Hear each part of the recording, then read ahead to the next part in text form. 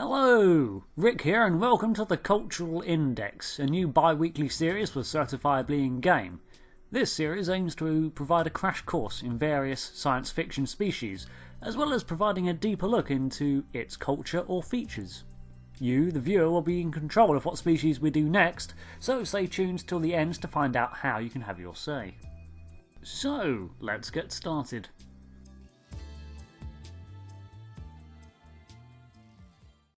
One of the most violent peoples in the galaxy, with tempers quick to trigger and a wrath that only the most violent acts can sate. This species ranks alongside Klingons in terms of Star Trek's dangerous alien species. Their nature is considered so self-destructive that they actively repress all emotion. These are the Vulcans. Of course, this violent side of Vulcans is scarcely seen. In fact, no emotional state leaks from them, and this often leads to the misconception that Vulcans do not have emotions. In many ways, they do. They feel them far more powerfully, and without their mental training, are far more susceptible to act on them than even humans. But how did a species like this evolve, and what would life be like amongst such a distant people? Well, let's start by looking at the planet Vulcan itself. The name Vulcan is from the mythological Roman god of the forge, which we derive the word volcano from. A quick look at the state of the planet supports this analogy wholeheartedly. Most of the planet is a wasteland with deserts, barren mountain ranges, deep snaking canyons and only one great ocean to speak of.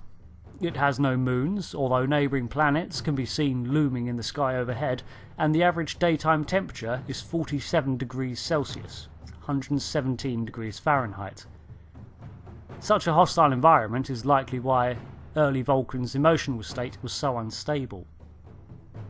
Resources and food would be hard to come by, and being able to switch into a full-on fight-or-flight savage beast mode at a hair trigger would have gone a long way into securing a scavenged meal from an adversarial clan. Early Vulcan mythology, as well as being polytheistic, states that all life began on Sha-ka-Ree, a paradise realm, and it spread from there to sow life all across the cosmos.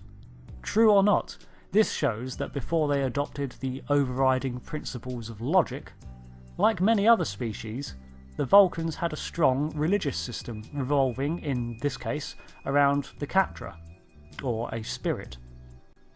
Vulcan philosophy now is led by the principles of logic and the belief that all can be known through the application of sound reason. This way of thinking was coined by a man named Surak, and it's his teachings that brought the Vulcan people away from their aggressive tendencies. Surak died on Mount Selea from radiation poisoning left by the Vulcan Wars, marking it as a place of importance for the Vulcan people forevermore. His original teachings have been lost to myth, and many interpretations of his way have been founded. Examples of these include the Vatosh Katur, who believe emotions are to be mastered as opposed to oppressed, and the Syrianites, who, amongst other teachings, are inclusive of a Vulcan's natural telepathic powers. This led to a great reformation in Vulcan society, after which Vulcan culture became more accustomed to the use of telepathic powers, including mind melds and the preservation of the Katra, the Vulcan spirit. These more mystical elements were practiced alongside the pursuit of the betterment through Kolinar, the ritualistic purging of emotion. Strangely, this ceremonial culture seems highly reflective of a religious structure, with rituals overseen by high priestesses and many temples dedicated to the pursuit of logical enlightenment. Now, at first glance, this seems a paradoxical way to interpret pure logic, by shrouding it in faith and belief and treating it with such reverence. However, a look into the heart of a Vulcan will soon tell you how deep their emotions truly run, and any suppression will leak out in some fashion.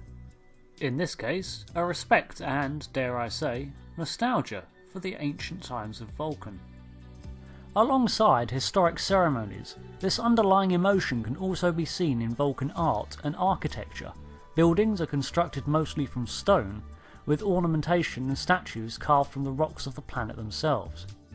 Wood is a scarce commodity on Vulcan, and a lot of the architecture you see including it is probably imported or replicated from elsewhere.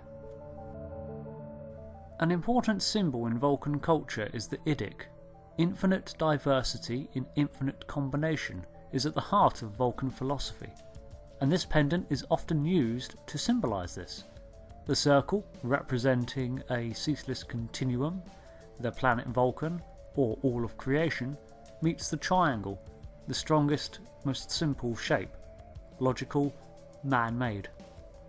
At the point of the meeting lies a single gemstone representing something beautiful, or truth and enlightenment.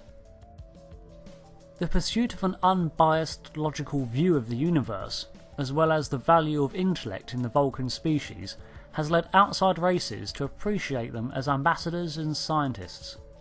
With Vulcan being one of the Federation's founding species, a greater degree of multiculturalism was introduced, and the Vulcan species would rediscover elements of themselves that had since been lost to time, such as the desire to explore and learn, and a somewhat distant appreciation for the art and culture of other species.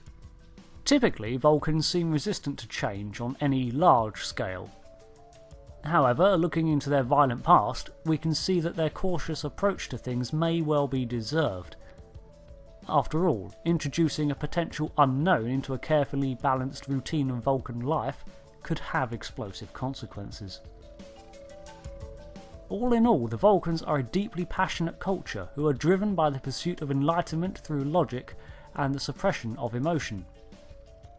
Their emotional heritage, however, will always be present, and it makes itself seen in every aspect of Vulcan life. Logic must prevail before all else, and learning to follow the teachings of Surak will provide a way of life that ultimately will be long and prosperous. Okay, so thanks for watching. Now, down below in the comments are two choices of topics. Whichever comment gets the most likes is the species that will get the next video. So the choices this week are between the Quarians from Mass Effect or the Tellarites from Star Trek. So let me know what's next. Thanks again for watching. I've been Rick, this has been Certifiably Ingame, and I hope you enjoyed. See you next time. Until then, goodbye.